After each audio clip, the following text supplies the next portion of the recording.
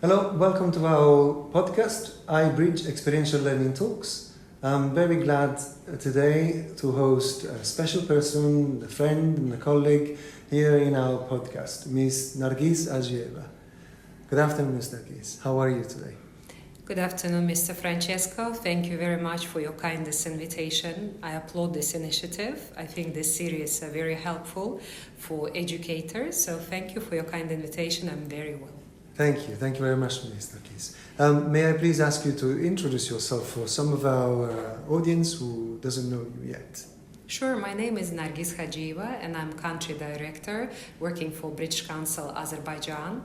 I worked for British Council for the last 11 years and for the last 2.5 years in the position of country director. Overall, I have over 20 years of experience working in various positions in at least 4 international organizations, including United States of America and Azerbaijan. So, with your experience, you have seen in 20 years, you have seen the changes in education. You have also seen the impact of British Council and collaborating with other local and international schools. Can you describe us briefly what the British Council has done in the past few years to improve the education, especially English language skills in Azerbaijan? Sure, thank you for your question. This is my favorite one because I love talking about British Council impact in the country. British Council is the cultural organization that's operating for 31 years in Azerbaijan. And our core value is building knowledge and understanding between two nations. And that's in the area of culture, education, and English language learning and teaching. And we are delighted that during this 31-year period, we've had the benchmarking experience with innovative projects, from building capacity of teachers, from teaching 21st century skills to students, from working people with disabilities, bringing British film festivals to Azerbaijan, theaters, holding various exhibitions and bringing UK brands to Azerbaijan, having had the opportunity to have a teaching center. And the exciting news is that we are restarting these initiatives in partnership with European Azerbaijan School and yourself, Mr. Francesco, starting from October of this year. So this is all exciting. All of this impactful work has really been done in partnership with Ministry of Science and Education, of course, Ministry of Culture, higher education institutions, public, secondary, private institutions. So we are delighted that all of this work done with our valuable partners, without whom we wouldn't be able to accomplish such a success that we consider the operation in country. Right, thank you. You mentioned about inclusivity, and I think we discussed in our discussion in many different times, many different places. We talk about the importance about being inclusive. How do you see? How do you envisage the partnership of British Council and EAS to bring people together from different backgrounds, different perspectives, and different mixability also? Yes, this is a good question, Mr. Francesco, and one of the amazing examples I can bring a recent initiative that both of us launched together recently as British Council and European Azerbaijan School. We've offered the capacity development opportunities for your teachers, and the course was focused on inclusive practices and working with diverse learners in classrooms. And this course, based on the feedback that we received from teachers, was a groundbreaking experience for the teachers. Now the teachers understand how to improve their teaching methodologies, practices when working with diverse learners and how to support learners better.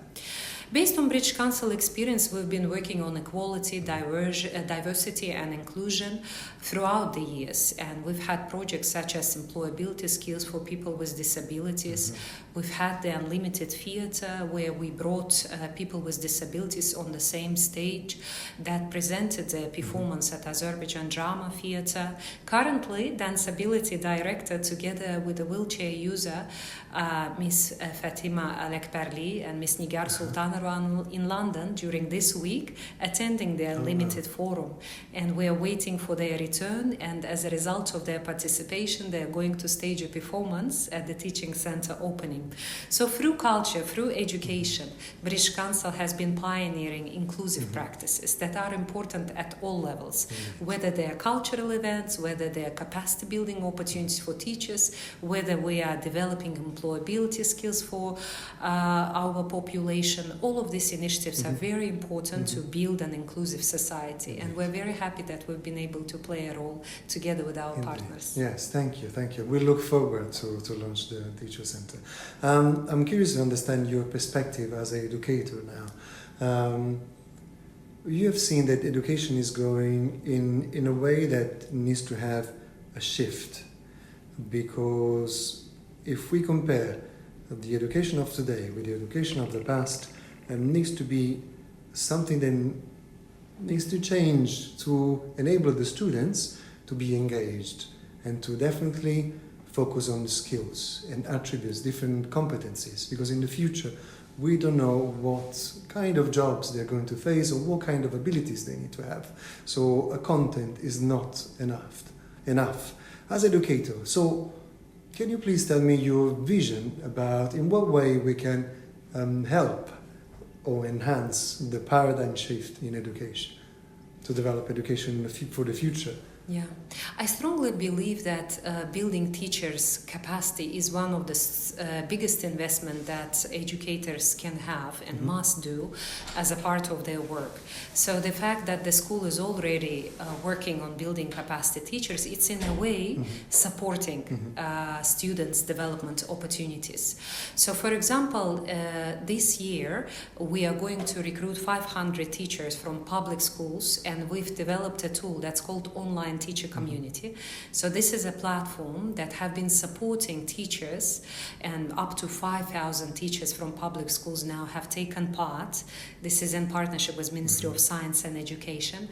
And through that platform, teachers are able to participate in asynchronous study, which means that they don't need to allocate special time to be able to develop their capacity.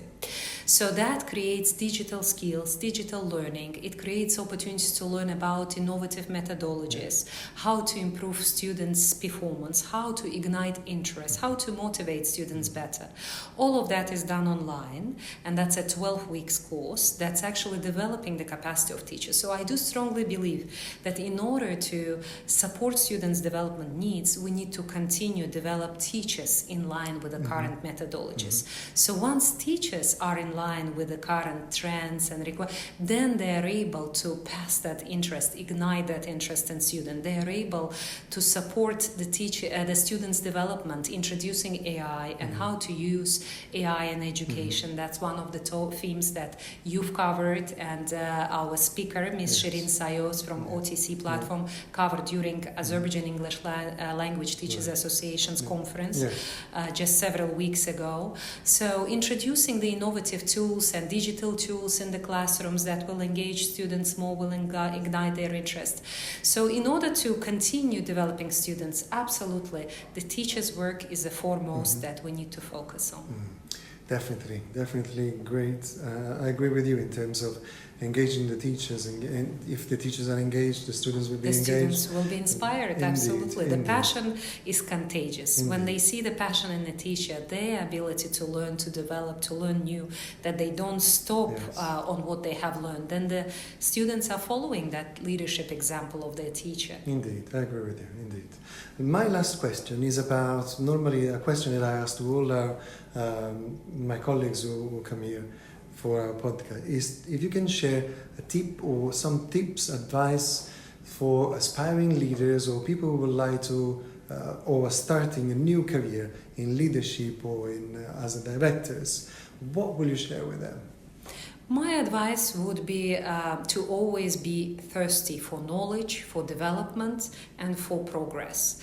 Because once the person is satisfied and content what they have achieved, they stop developing.